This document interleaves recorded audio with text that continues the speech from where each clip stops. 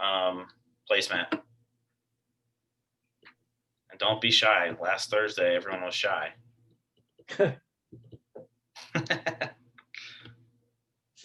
No? No? Cool. Well, I guess we'll just start from the very beginning on like best practices for listing appointments and your presentation. So one of the best things that NAEA has coached us over the years is when you go to the listing, one of the first things you want to say is, after you say, hey, where can I drop my bag, things like that, is, who wants to give me the tour of the house? Because that's going to help you identify who is the person that's making the decisions out of if it's a couple, obviously, who's making the decisions for them. And the person's either going to say, hey, so-and-so will walk you through the house, or I'll walk you through the house. So now you already know who you kind of need to focus in on as you go through your listing presentation. So you walk through the house, build rapport, build as much rapport as you can. Whether that's a picture of something that they have hanging up, or a type of vehicle that they have, or their favorite sports team, or whatever. You're just trying to build that rapport during that initial walkthrough. And then at the end of that, obviously, you want to go and sit down, at the table, preferably. So the biggest thing that the differentiator is, one, we're obviously walking in with something like this, as opposed to someone else walking in with a folder full of papers and comps. And we want to show more value than what other agents. We want to lead with value of what we're going to provide them. And one of the biggest thing is, on the back part here, on the top in the blue, right, your tagline is, we have a proven, repeatable system backed by market research to sell your home for up to 18% more money than the traditional real estate agent. You don't want to forget about the up to 18%. You don't want to say we have a system that will sell your home for 18% more. We want to make sure it's up to 18% more. And then just like the buyer's placemat, this side is the front side. So that's where we're starting. And then, like before, you're literally going to go down each one of those and compare that stat to your stats, or if you're not on a team, your brokerage stats or whatever it is. So, hey, the average, through NAEA, which is the National Association of Expert Advisors, I'm a certified home selling expert through them.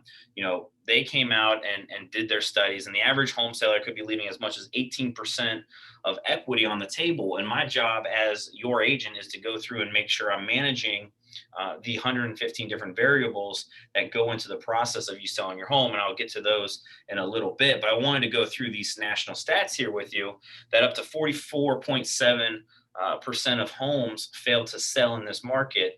And on our team last year, we were at 99%, right? And there's a lot of factors that go into it. And we're going to get into that in this presentation of how we're able to position our clients' homes to sell faster and for more money. 58% of homes are selling below asking price. On our team last year, we were right around 98.7%, whatever your stats are. So make sure you know your numbers. The average agent's only selling 4.1 homes every single year. Last year on our team, we did 336 transactions. 90 clock hours is what it takes nationally for you to get your real estate license. Here in the state of Ohio, it's only 120. But we pride ourselves in continuing with education of the real estate market, understanding the real estate market, what we're going to see as far as trends, interest rates, pricing, all of those things. And then through NAEA, we have our continuing education to make sure we're providing the most value to you as a seller of ours. And then the average agent's investments, they're only really doing about $416 per month. Our team last year, we're spending about X amount, whatever that number is, to position your home and get it in front of as many buyers as possible. So then you want to transition with the part on the bottom right-hand corner. And I mentioned it a little bit earlier, But through NAEA, they were able to identify over 115 variables that go into the home selling process that could uh, influence the equity swing that you have in your property. And it's my job as your expert advisor to sell your home is to make sure I'm managing these 115 different variables. And we're going to break those down into 7 laws. And that's when you switch it over to the backside. And then from here, hopefully over the course of you guys walking through the property and talking to them, you're kind of picking up on their personality and how they operate.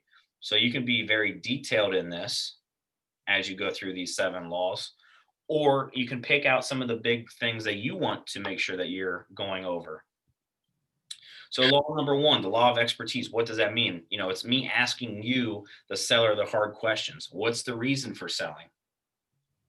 What's your time frame? When do you want to be in your new home, or when do you want this home to sell? Financial goals.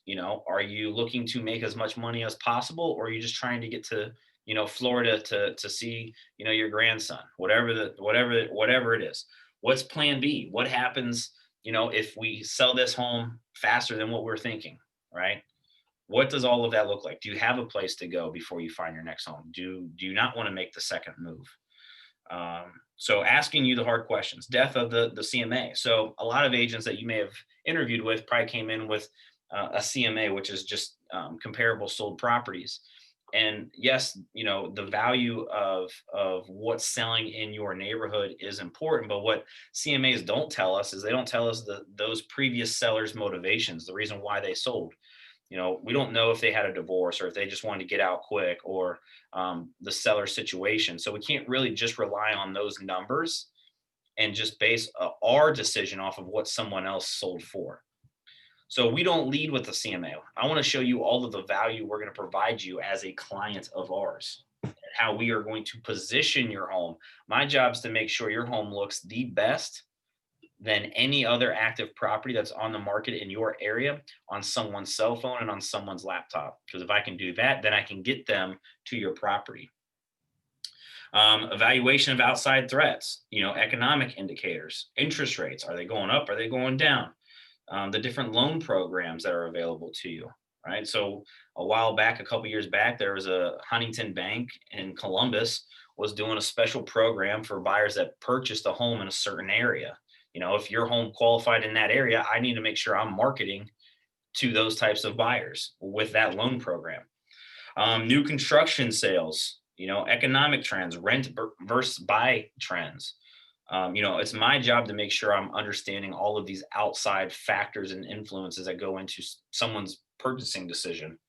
And then the law of supply and demand. What does the absorption rate look like? What's our direct competition for homes that are active and on the market, in your neighborhood? What's the buyer pool looking like for homes in your neighborhood? So then at the end, you always want to finish with the little part that's in the red. So do you see how getting the right advice could help you sell for up to 3 to 5% more money? And hopefully they're, nodding their head, yes. And then you're just moving on to law number 2, law of differentiation. So part of what my job is to make sure your house stands out above our competition of who we're going to be going up against, because if they're going to be seeing your house, they're probably going to be seeing the other 2 houses that are in your neighborhood as well. So how can we make our house stand out? So one of the things is expert staging. We have a professional stager that is available to you. We can set up a time, and they're going to come in here and they're going to give you ideas and suggestions of how we can position, whether it's furniture, paint, flooring, whatever it is, to make sure your home stands out on someone's phone and on someone's laptop. And then when someone's walking through your house, to make your home feel bigger than what it is and more open. Quality of life upgrade analysis. That's where we're going to look at, does it make sense for us to paint the walls a certain color? Like right now, gray walls, white trim is in. 10 years ago when I got in the business, it was the tan walls and white trim and tan flooring. So what's important? Do we have to do certain things? There may be things that you think that you want to get done to the house prior to selling that we don't have to do in order to still sell it for top dollar. Or there's things that we are going to absolutely going to need to do in order to get you the goal that you want for selling. Professional pre-inspection. A lot of deals fall through due to an inspection. And I know you've been living here for, a while now and you don't think, anything's wrong with it. But when a buyer does a home inspection, the inspector's job is to make sure that they're checking the functionality of the home. They're going to find something. And why it's important to have a pre-listing inspection is because we don't want any of those unknowns to come up a week into the process. You as the homeowner, you have the leverage in the very beginning before you go into contract. The minute you go into contract, the buyer kind of picks up a lot of that leverage because they're going to put you in a situation to where they're either going to say you need to fix X, Y, and Z, or we're possibly going to back out and you're going to have to do this all over again. And oh, by the way, here in Ohio, if a seller receives a home inspection report, the sellers legally have to disclose anything they know to be wrong with the property. So it's super important. So that way, when we're positioning your home to get it listed, we can say we already had it pre-inspected and we already fixed X, Y, and Z issue. So that way, when a buyer is going into writing an offer, their offer is going to be a little bit stronger. Home warranty. We're going to place a home warranty on your home while it's listed.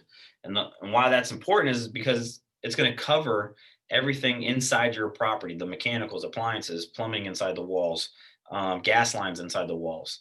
So if something were to break, your dishwasher goes out, a week into the listing period, we can call the home warranty company and those will be covered.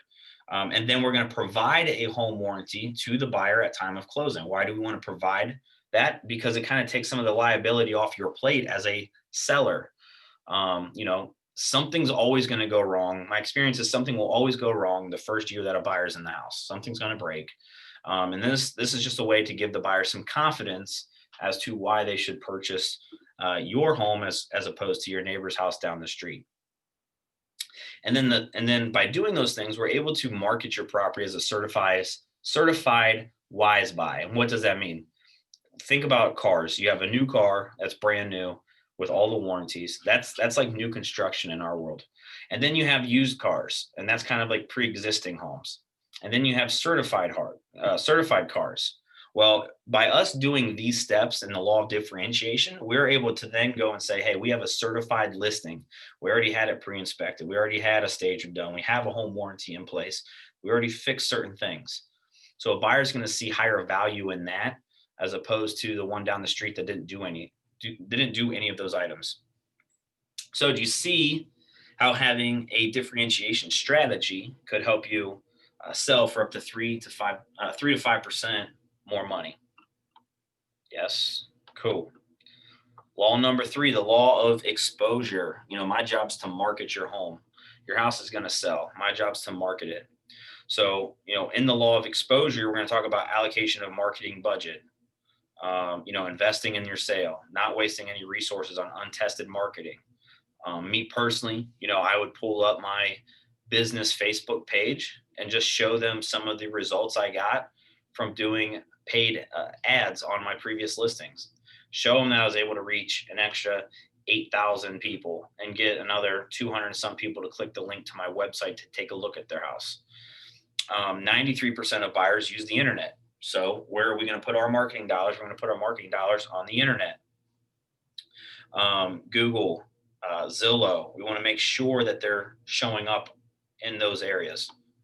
Paying for professional photography. We use a professional photographer, and they also will do a video walkthrough of your home. So videos where things are going these days. A lot of people like watching videos. So we'll actually pay for a professional photographer to come out and take professional pictures and also shoot a professional walkthrough video of your home. Again, my job is to make sure your home shows up and looks great on someone's cell phone or on their laptop.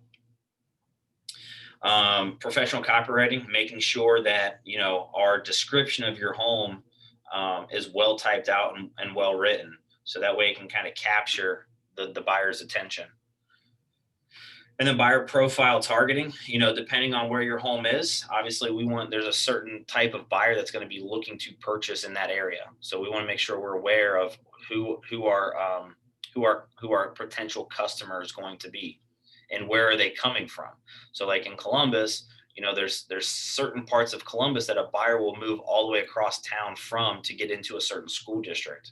Well, there's also areas where a buyer is not going to be moving for a certain school district. So making sure we're marketing to those buyers based off of your home. And then do you see how investing in a proven marketing strategy could help you sell for up to 3 to 5% more money? So I didn't hit all of them on that one. But as you guys go through this in practice, you guys will pick out which ones are your favorites and which ones you don't like so much. So law number 4, the law of cooperation. In the blue right underneath, it says up to 71% of homes are sold by co-op agents.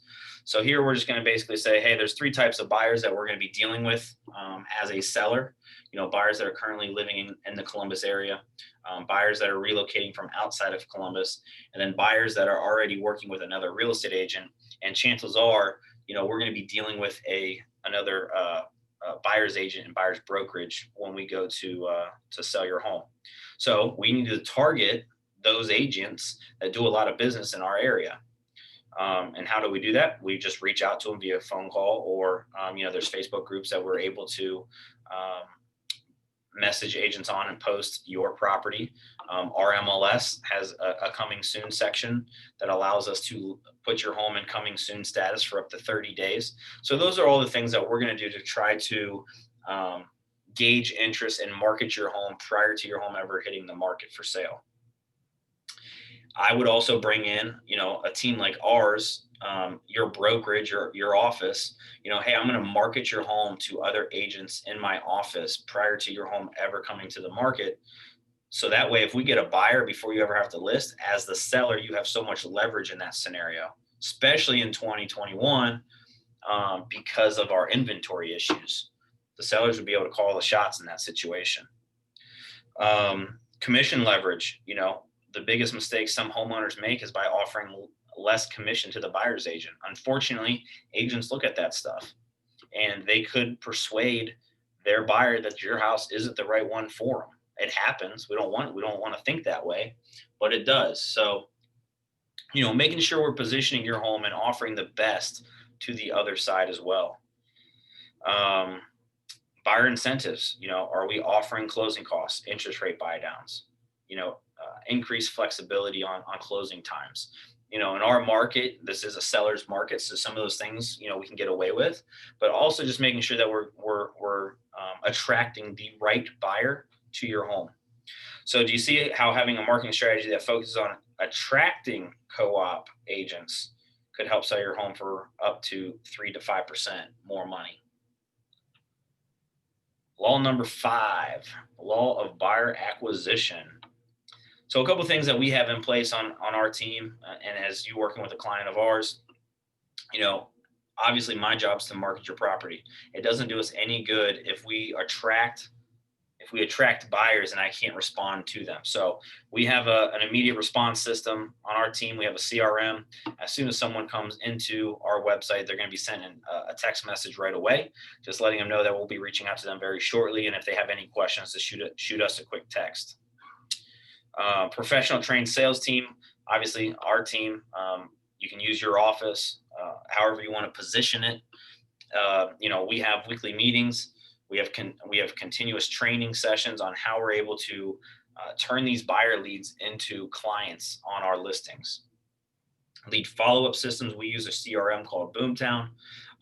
This would be your CRM system of allowing us to go back and market your home to previous buyers that may have come in 6 months ago, 7 months ago, a year ago, that possibly haven't found a home yet. And we're going to go through those and scrub those, and we're going to call them and let them know that your home's going to be coming on the market for sale. Buyer loyalty, having a buyer's agreement signed, credit approved buyers for showings, making sure all buyers are pre-approved prior to looking at the house. And then coming soon, Like I mentioned earlier, in the MLS, we're able to put your home into coming soon status for up to 30 days prior to it being listed. So that's going to be a way for us to kind of create some of that leverage and demand from the buyers that are looking in your area. So, do you see how having a system for attracting loyal, qualified buyers could help you sell your home for up to 3 to 5% more money? Law number 6, the law of negotiation. Um, like I mentioned before, a lot of times what we do before we ever get your home listed is going to help us with the negotiations when the time comes. We start getting offers and contracts. So 80% of negotiations start before you ever get the offer. Attraction marketing system. We have by going through this process and us managing these 115 different variables. We're going to be putting your home in position to be better than the competition. Obviously, once we get the contract, right, what are we going to negotiate? What's important to you as the seller? I need to know those things. Is it flexibility after closing for possession? Is it getting the best offer? Is it getting a cash offer? Is it closing on a certain time? Peace treaty mindset. We also have to understand that buyers are going to have certain wants and needs in order to get a deal happen, to make the deal happen. So my communication skills with the buyer's agent is going to be super important. My communication skills with the lender and understanding exactly where the buyers are at in the lending process. Were things turned in to the lender already? Did they already do a credit check? Did they already pull, tax returns and W-2s and pay stubs? By knowing that stuff up front before we accept the offer, it's going to help that buyer be a little bit stronger, but it's also going to let us know that, things were already checked out and this buyer's probably a little bit more qualified and further into the process than the other buyers. And then we talked about it on the law of differentiating, but doing the pre-listing inspection, obviously the buyer's going to be doing their own inspection. And the inspection is the number one deal killer of real estate transactions.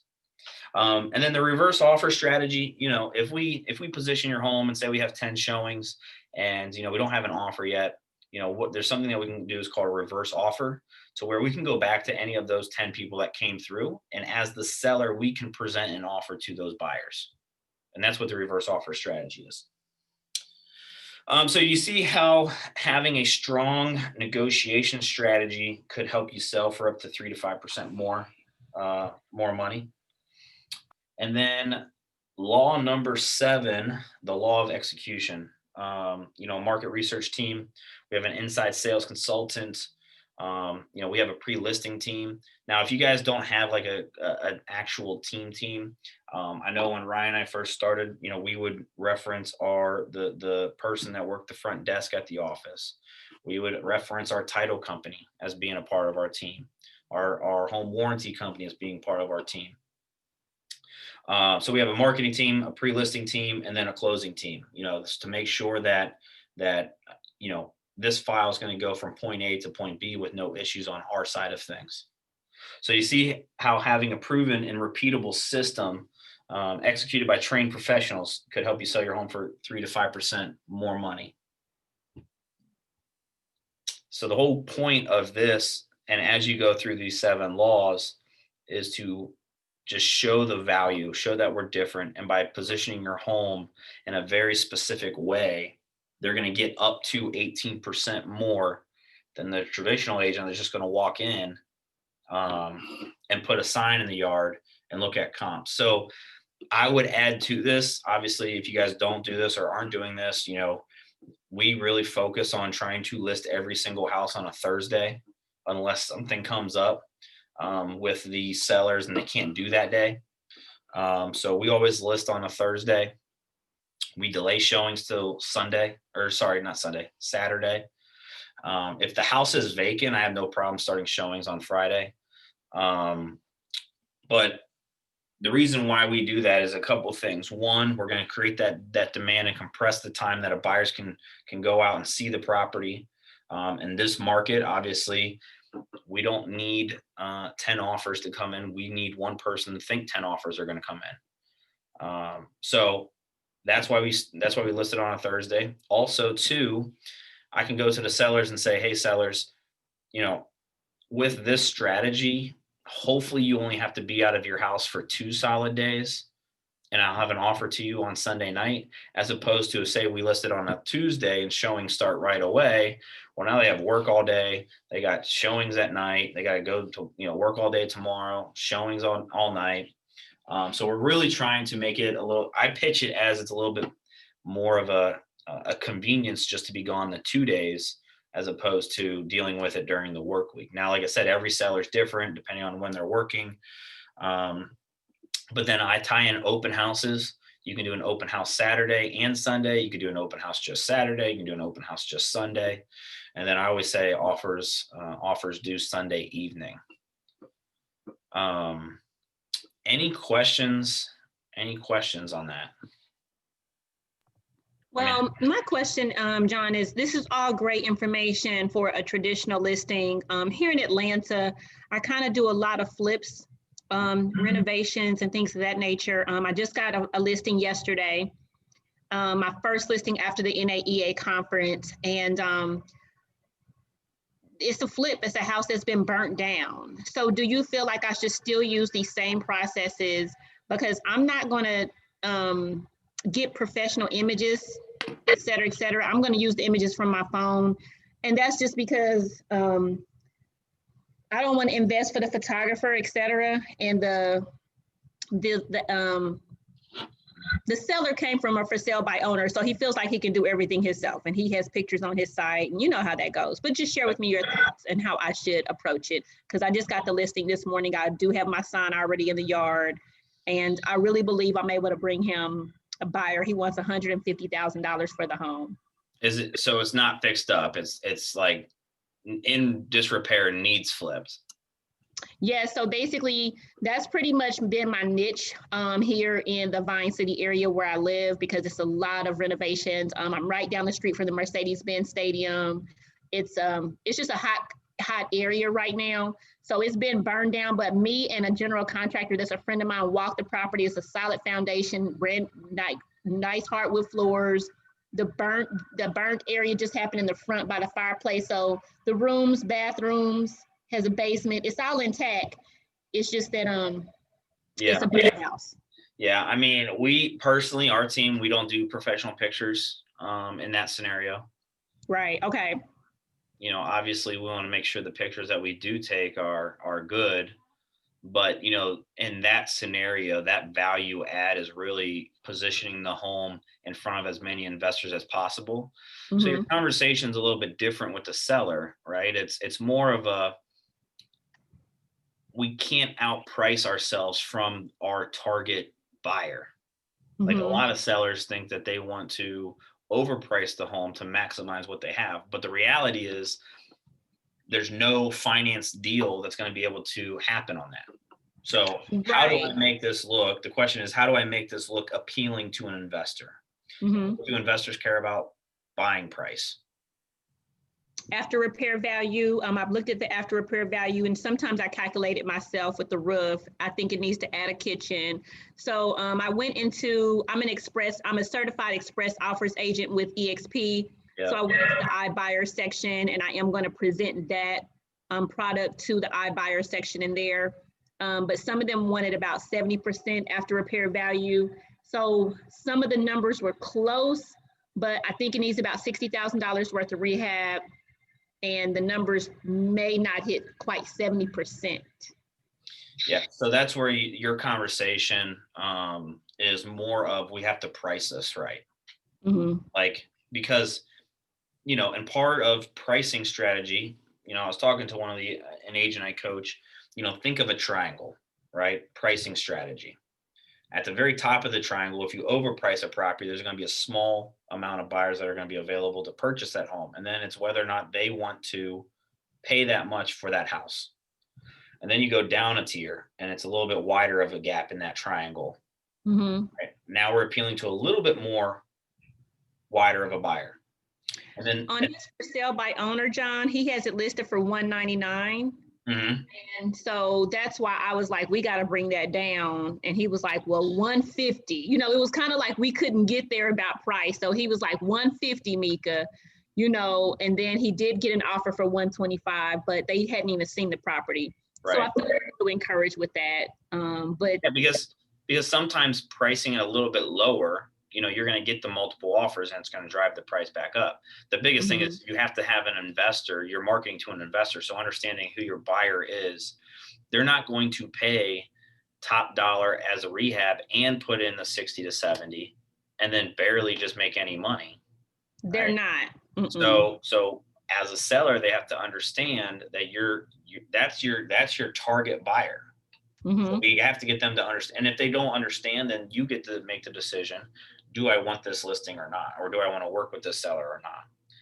Well, I feel like I did take the listing and was just like crossing my fingers because prior to me coming to the NAEA, I turned down a listing. She wanted top dollar for her house because down the street she saw my sign, and it was a full renovation we did on that house. Yep. And it was like she wanted, the numbers didn't make sense, but I turned it down. And then I sent her a thank you card and I followed up with her and I told her to let me know what other agents tell her. But I wasn't able to list that property. So I denied the listing, John. You know what I'm saying? Yep. Okay. Yep. So, Yeah. I mean, we need to work with, serious buyers and serious sellers. So, yeah, but to answer your question, like I wouldn't do a full, you know, professional photographers for houses like that. I just took some pictures also because it wasn't any electricity. Electricity's not on. So I just was in there with them while they had their flashlights on. And I wanted to give some images to the community because it is boarded up and things of that nature. Yeah. But you Now, did answer my question. yeah, one thing you could do is you could go and have your contractor just give you a quote on what it would take to get it to where it needs to be.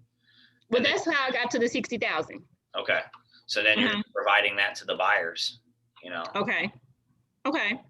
And this will be my first time submitting it to the iBuyer section for express offers. Cool. That's awesome. Anyone else got questions?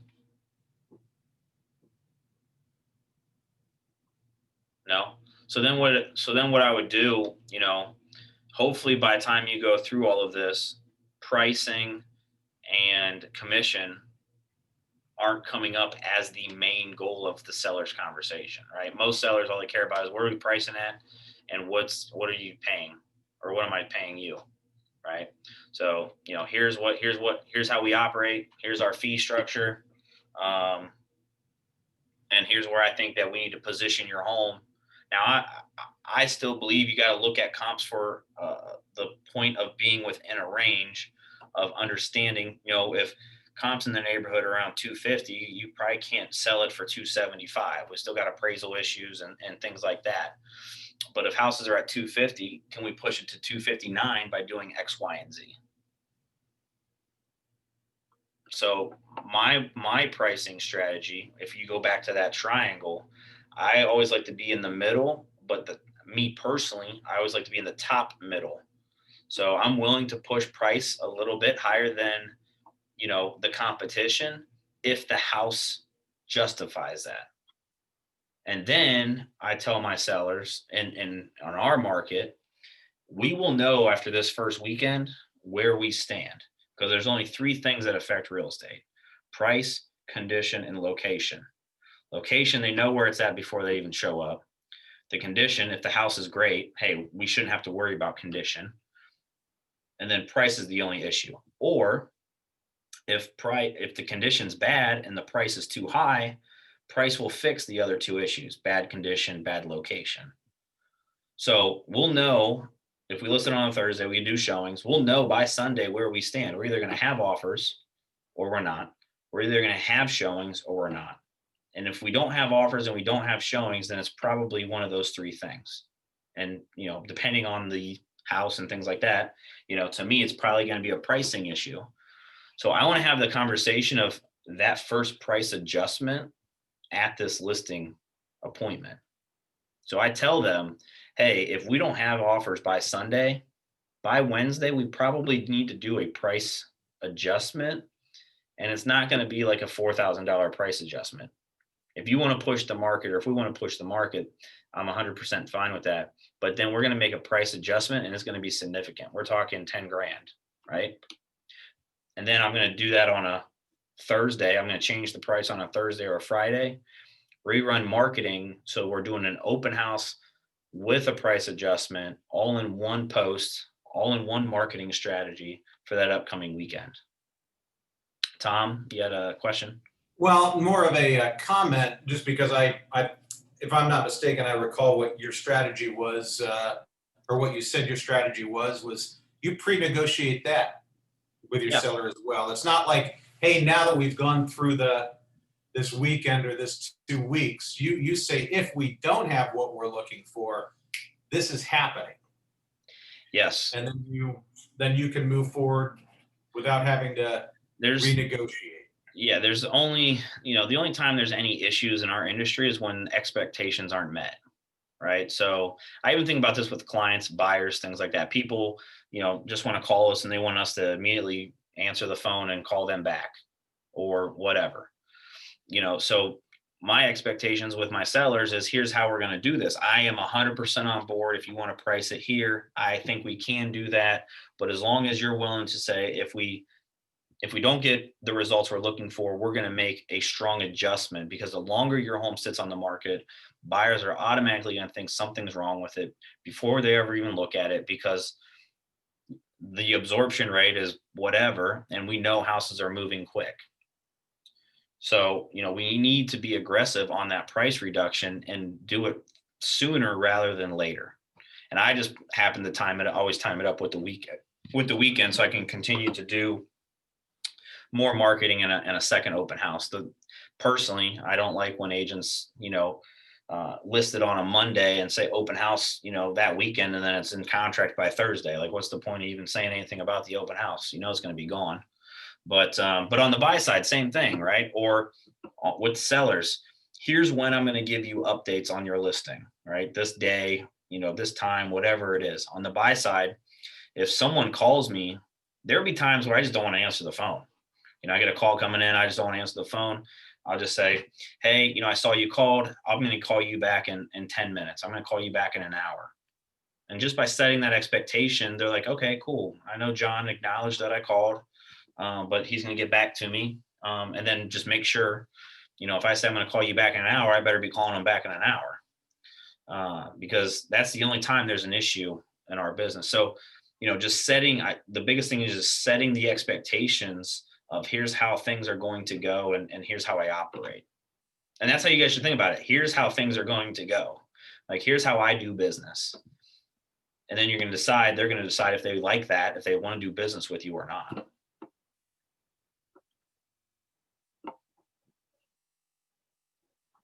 Questions? Ryan, you have anything if he's still here? Yeah. You got anything you want to add in on the listing? I have a question, John. Do you think that I should wait to put my listing live for Thursday, or should it matter? I mean, yours is a different scenario because you're going after investors.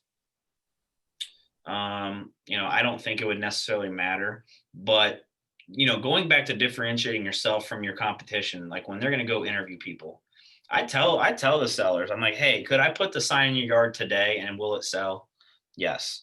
But is that really going to help you? Is that really getting the best offer for you?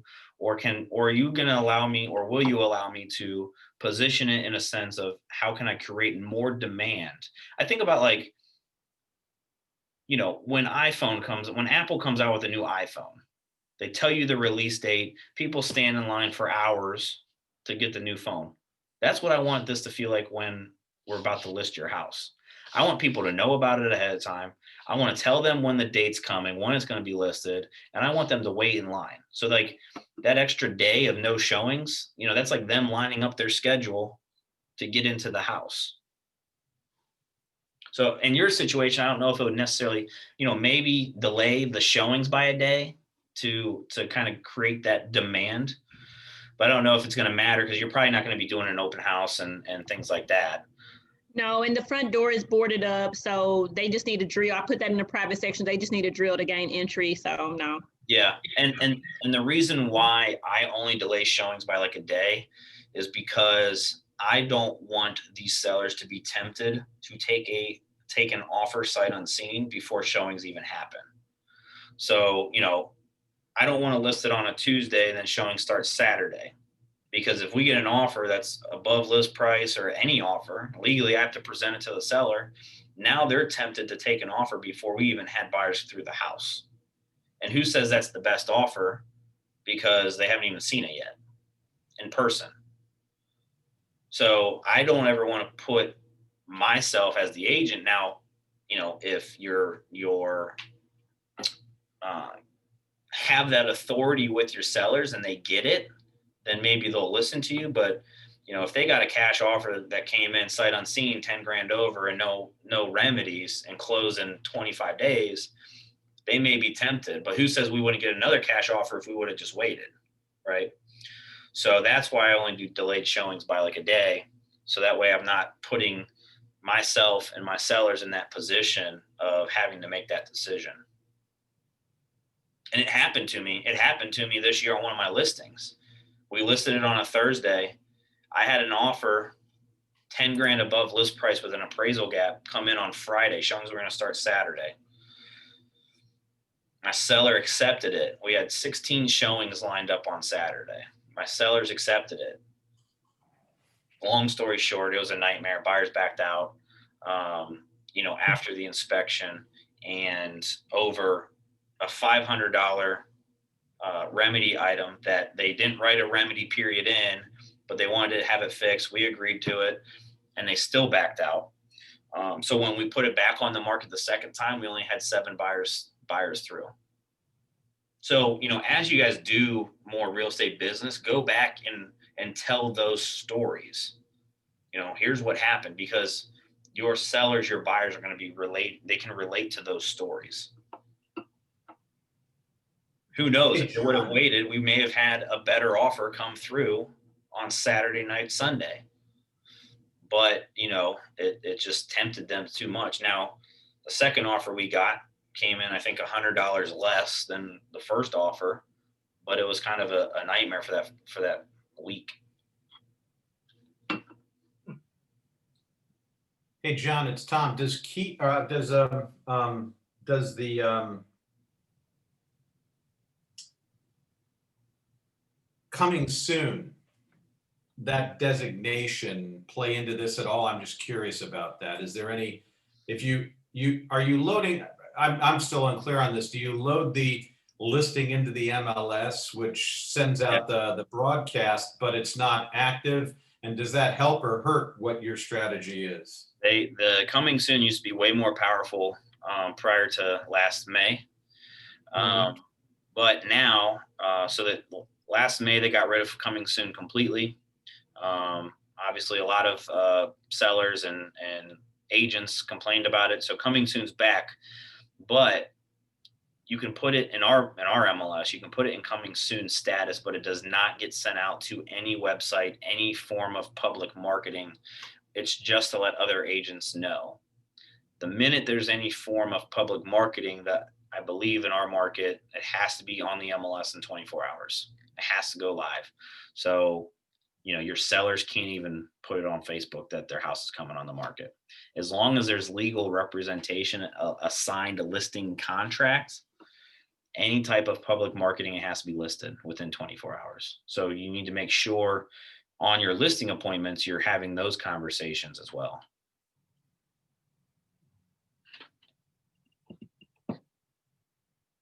Any other questions? Anyone want to do role play? Any laws that you're uncertain about explaining? The law differentiation to me is a big one. My job is to make sure your property stands out compared to the other 3 on the market, even if we are the highest priced one. Hey, I have something, if you don't mind, me kind of bragging on something for a minute. Yeah. I passed my real estate exam yesterday. Congratulations. Thank you. I'm so glad it's over.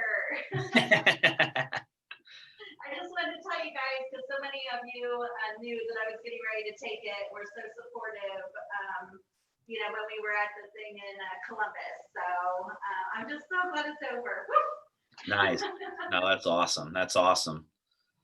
Ryan, you have anything you want to add about listing presentations? Not really. That was good. I actually paid attention the whole time there. Good for me. Any other questions before we hop off? No, I'm going to post it. I don't know if you saw the email this morning. I posted the buyer's placemat video on YouTube. I'll do the same for this one. I'll send it out to everyone. Thursday, let me see what time. Thursday, I think 4:00 as well. We are going to do something that we did not talk about at the NAEA boot camp that our team uses on every single buy side deal. And it's called the Buyer's Advantage Program. So it's something that you guys can do in addition to your buyer's placemat. But really for us, up until this year, we had it in a 5-page PDF, and we actually turned it into a magazine to kind of go over what we offer all of our clients, and then to go over what that representation is going to look like. So on Thursday at 4:00, I'll send out the link Thursday morning, so that way everyone has it. But the Buyer's Advantage Program is, we've added a $5.95 transaction fee to every single buy side deal that we do. So if you're looking to, grow a team or as a way to increase, more money through your clients through a transaction, that's one way. And it's going to be value driven. It's not like a BS fee. We have a moving trailer. We have, just things that we offer all of our clients to work with us. So, I'm pumped to go over that. I know we didn't talk about it at boot camp, but it's something that you guys should really put into your business. So sweet. I have nothing else if you guys are good. Great job, John. Awesome. All right. Everyone have a fantastic week, and hopefully I'll see you on Thursday. All right, thanks. Thank you. Bill.